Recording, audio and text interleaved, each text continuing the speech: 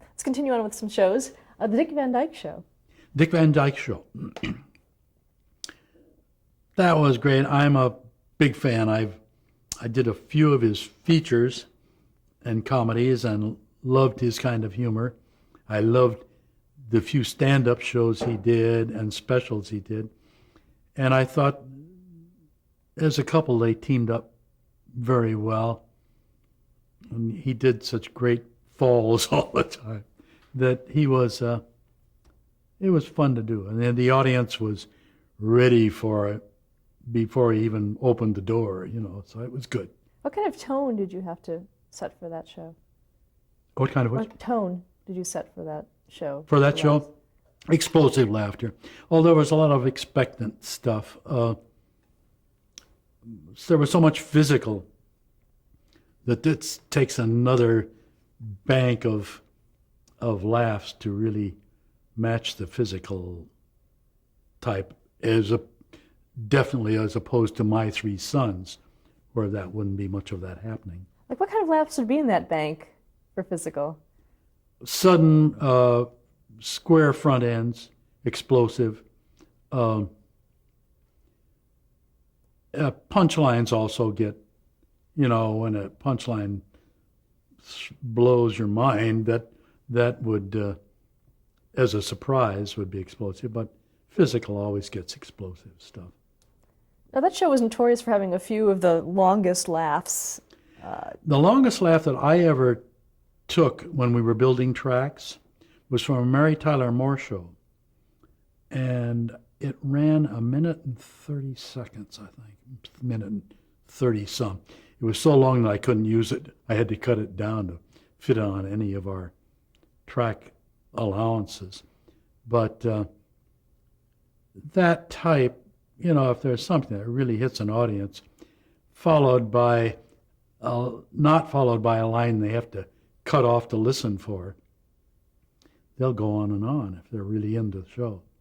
Do you remember what that episode was of Mary Tyler Moore? Yeah, I can remember it a lot. It was a show in which Ted Knight had I guess it was a fainting spell, maybe a heart attack, and makes me laugh to think of the audience. Mary gave him CPR, and finally, when they were waiting for he finally came to a little bit, and he said, "Mary, you better stop. I'm getting excited." And the audience just went crazy, and they wouldn't stop laughing.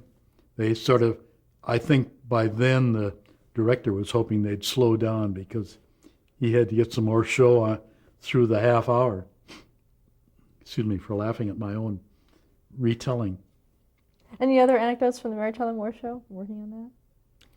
No, like any show, I think, that's been run for a while, and the audience knows what's going to happen. And I don't care whether it's All in the Family or Mary Tyler Moore, you always know what Asner was going to do in the way of a reaction in a dour way.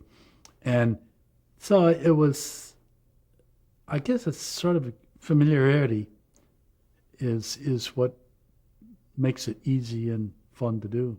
So over the course of a series then, would the laugh track change according to how much you knew about the characters as it went on? I think so. I think from the pilot, you could see the audience getting into it. And again, for the same reason, an audience that walks in, whether invited or just because it's a showing in a house, audience that walks in the first time doesn't know what to expect. And by the time the series is underway, they are prepared for what's coming and they're ready. How about the Sonny and Cher show? It was Tommy and Dickie Smothers over again. Sonny was sort of the straight man in a lot of ways, and she'd cut him up. And then they did a lot of music, and of course, which Tommy and Dick did too. It's hard to, I don't imagine anyone would see the parallel except that it was that type of humor. The Brady Bunch? Brady Bunch. That was a show that Charlie did for a long time. And he was really with that show for so long that it was his. I got brought into it a few times, sometimes when he couldn't make it. I was doing for the same producer, was I or not? Was doing Gilligan's Island. And so Charlie he would know more about Brady Bunch. I did that when necessary, but I wasn't familiar enough with the situation. How closely did you work with Sherwood Schwartz on Gilligan's Island? With what? How close did you work with Sherwood Schwartz on Gilligan's Island? He was there a lot. He was so involved in everything he did. A sweet, sweet man. And he was just there. Sometimes I felt like I was hurting his feelings by not laughing more than I did, but he was very diplomatic if he asked for more. What was the tone of laughter for that show? Like a lot of them, once the characters were defined, and there was a pretty wide list of characters on that show, as they do. I mean, it wasn't a couple or a foursome. And so once all of the characters were known for their own foibles or where they were coming from, it took a little while, but once that was going, it was easy. And of course you had the ridiculous leads out in front. So it was a fun show, different and sort of a little slappy, but it was fun. My Favorite Martian? My Favorite Martian was another way out show, and the first of a series of them, I think. The romantic interests on the side beside the Martian and how they were foiled by his appearances and his deeds were always the fun source. I'm not always, but a big part of the fun source. And now and then the bad guys were given their comedy dose, but it worked. Happy Days? Happy Days was the beginning of a long series with Gary Marshall shows. And it started out with little Ronnie, who I had worked with before on the Andy Griffith Show. Now he was growing up to teenage. And again, once we knew where they were all going, it was a funny show all the way and ridiculous. And then they brought in Henry Winkler and that aspect of it. And there were a lot of social statements made in comedy and jest, but it was good. Were there any rules for the laugh track on that show? Not really. A lot of it ran on its own. And you can usually tell, too, other than editorial needs, you can tell, especially with an audience show, as that one was, staged audience show, you can usually tell how the audience is enjoying or not enjoying before you have to make any additions. And there's little need for that there. You mentioned the Andy Griffith Show. Yeah. That was Charlie's show in the beginning. And I came in as sort of an add-on and doing the ones that he couldn't make, or Charlie was ill for a while, and I think I did them then. It was always a nice show, a pleasant, sweet show to do. Any rules on that show? Not really. No, it went on its own. Carol Burnett Show. Carol Burnett Show, I only worked on that when CBS had a couple of strikes. And so I did it when it went off the lot to get on the air. They brought it to me. So I didn't work with her series. I did the follow-up of Mama's, what was that one? Mama's Family? Mama's Family. But with the Carroll Burnett show itself, I didn't do too much. I did quite a bit on specials. I mean, there are quite a few specials that I worked on. The Jeffersons? The Jeffersons was a fun show, and it was not a really ethnic show in feeling. I didn't feel the audience talking to it. It was an anybody husband and wife show, and it went along just fine on its own, and it was just fun all the way. Did you do any other Norman Lear shows? Any other which? Norman Lear shows. Let me see. Where else did we do Norman? My brother did so many of the All in the Families with me. We traded off on that. There were a couple of more, but forgive me, I'd have to do some more research. Did you ever get screen credit for your work? Screen credits came up as not as my pleading. Before I was on the Board of Governors of the Academy, technicians had requested that technical credits be given. Prior to that, only artistic credits were given: producer, director, writers. And then they enlarged it for musical direction. And then technicians started requesting some time, which was good for them to assemble some kind of a background and reference and all. So I sort of rode on that thing. Yes, I did get credit. They didn't know what to call me. And it was special effects by or audience effects by, and nobody ever used laugh track. But yeah, there was usually some, and in the awards that I was fortunate enough to receive, I always received it as part of the sound crew, not as the individual laugh man. The Bob Newhart Show. I love Bob Newhart. I loved his radio shows, so it was easy. And both of them, the first one and the second one being sort of a takeoff on Ivory Towers. Oh, Faulty Towers? Fawlty Towers. The British series? Yeah. And that one was an easy series to do because I'd worked with him so long on the earlier one, but I thought the earlier show was a little bit more what you expected from Bob Newhart. Hee-haw. Hee-haw. You're talking corn now.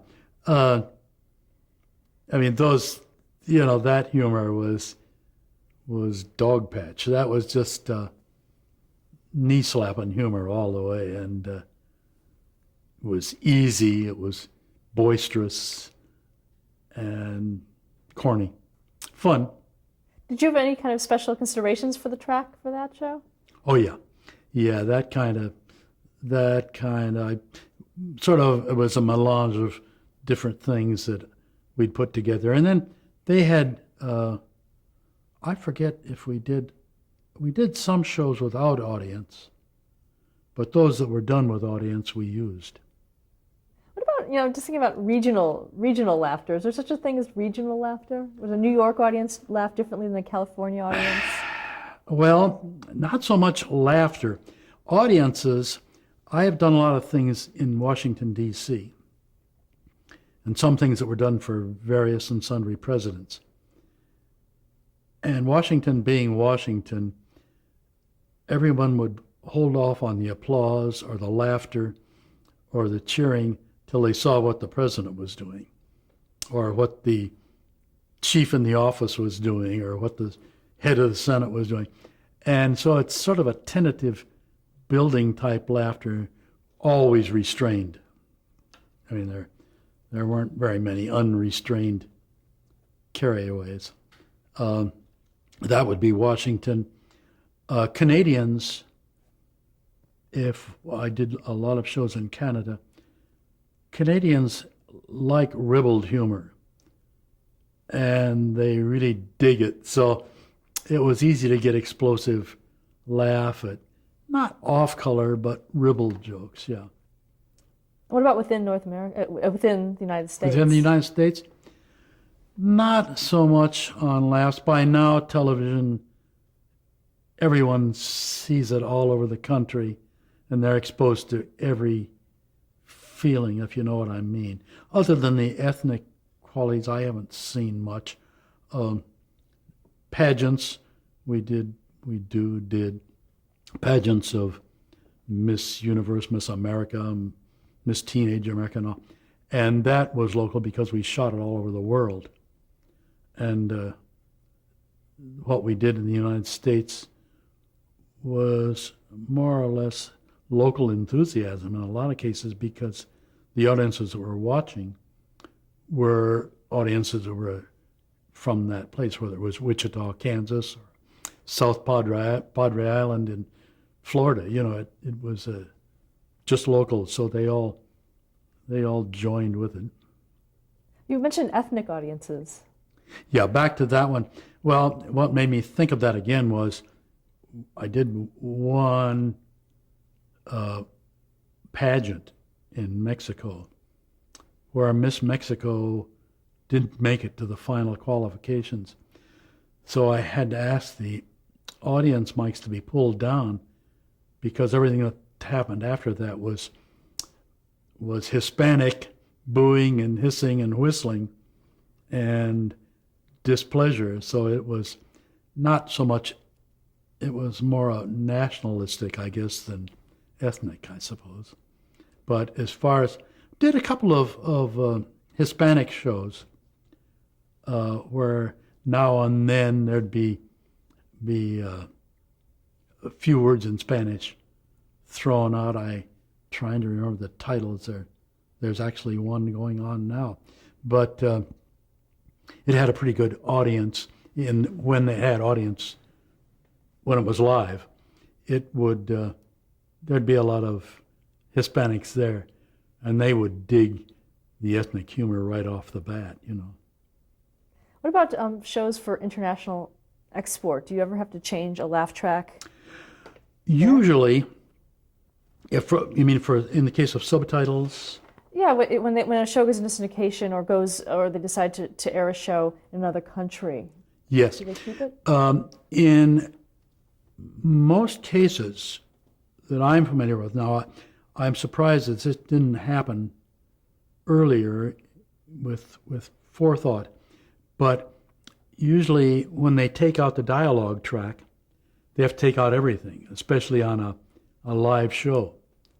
So summertime jobs for our guys and in training new guys on the machines was to laugh foreigns. So they had to be redone musically. There might have been music tracks, but if it was a live show, they had to take out the audience as well as the voices. So they had to be added again, and it was a whole redo from scratch. How were they able to know where to put the Latin in a foreign language? Well, in foreign language, before it was put in, it was whether we were going, of course, obviously in subtitles it wasn't necessary, but when they were going to put in another language, in some cases we did have to. I speak Spanish, but I don't, my German is very bad, so in going overseas, they'd usually have an associate producer with us who would say, "That's funny, that isn't funny," you know. So that would be the type. Of course, a lot of it's visual anyway. So Let's move on to a few more shows. Barney Miller. Barney Miller. Barney Miller was another show that my brother started working on, and I took over on, I think probably when he left the business and went to Tasmania. But Barney Miller was was a very different show, and it was a very, I don't mean to say this undiplomatically, it was a tough show to do because of producer problems. But it was a good show. How did that affect you? It's hard to really relax and do your best in front of tension anytime. Was it regarding your tracks, or was it other things within The whole post? bit. That's a specific out of quite a few. The Love Boat? Love Boat was sort of I worked hard and long on that one. It was an hour show in many cases, as you know, excuse me. And the characters, once they were spelled out, were fine. The romances were sometime left alone without too much humor, and then the existing characters would provide all the fun. But they had a cast that found itself in the first season, and the audience was ready for them. Mork and Mindy. Mork and Mindy was one of my favorite shows. Of course, I'd worked with Robin Williams on stand-ups, and he's such an outrageous person anyway. And he with Pam Dauber were on scene and off scene, were breaking up the audience and themselves all the time. But it was well written, it was fun, and a new start, of the Alf type thing and all of those outer space. Going back to the earlier one you were asking me about.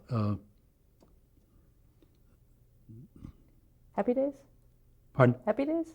No, the earlier, My Favorite Martian? Space Person, My Favorite Martian. Unlike that, these were really kooky and way out. But it was fun. 8 is enough. 8 is enough? 8 is enough. Had a lot of warmth to it and kid humor. I must admit that I never got into it a lot. It was easy enough to laugh, but it was not just something that made me in between takes roll on the floor or anything. I don't even remember a laugh track on it. No, don't you? Honestly. See how I did my work. When people don't remember laugh tracks, that's when you've done your thing right. Like when people walk out of a motion picture and you say, how did you like the music? And they'd say, was there music? And that makes the musical director very happy. And the same way with a laugh track. If nobody notices it, you've done your work. Taxi. Taxi, as again, I did a follow-up on that one. It had all the makings of a good show. It was hard to find any one sympathetic character to tie to in Taxi. They're all sort of having their own frictions. But it was fun, got a lot of laughs, had a great audience, so it wasn't tough to do. No. Talking about finding a sympathetic character, is that something that you had to look for within creating the magic of the laugh track? Well, I guess I may be a wuss. I don't know. I like to have one sane person in a plot who is lovable and likable, and one you can focus on. How can I put this? Where if everyone is a rascal, it's sort of wearing. There's no sympathy, but it's easy to find the way and use that laughter. Benson. That was sort of a follow-up, was it not, of Soap? And he did a beautiful job. Everyone was good on it. How many shows have we had where the where a servant or a butler is carrying a lot of the show. It was fun to do, easy to do. Let's talk about soap for a minute. Okay. Because it was a parody of a soap opera, was there a question of even using a laugh track on it? If it came, as I say, I came into that one a little bit late, I believe, and I didn't feel that. I was never made aware that it was. I mean, the people were so way out. It would have been hard not to put a laugh track. I feel. I think it. I mean, a lot of shows say they can carry themselves. There have been quite a few produced without laugh tracks, and it might have made it, but I don't know. They were just so way out. Kate and Allie. Kate and Allie. I liked both of those women very much. That was shot in New York, and the director is, I respect him so much, and so I just had fun going back and doing it.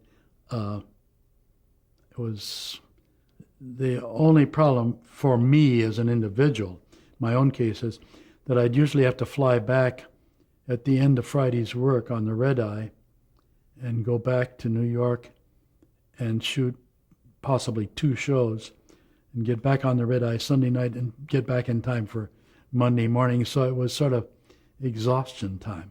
But other than that, it was okay. Family Ties? Family Ties.